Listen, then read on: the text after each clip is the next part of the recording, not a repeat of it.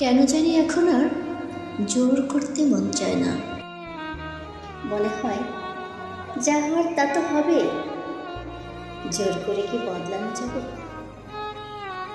অতীতে নিজের দিক বুঝিয়ে বলার যে আগ্রহ আপ্রাণ চেষ্টা ছিল, বর্তমানে সেটা খুঁজে পাই না।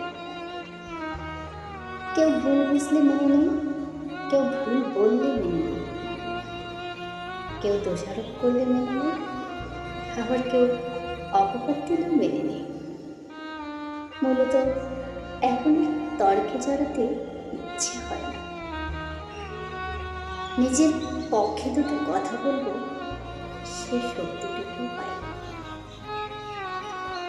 সব কিছুর ওপর থেকে কেমন মন উঠে গেছে।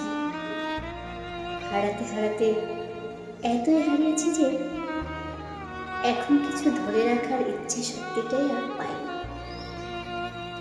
কপালে থাকবে আর না থাকলে হারিয়ে যাবে, এই ভেবে চুপচাপ নিয়তির দিকে তাকিয়ে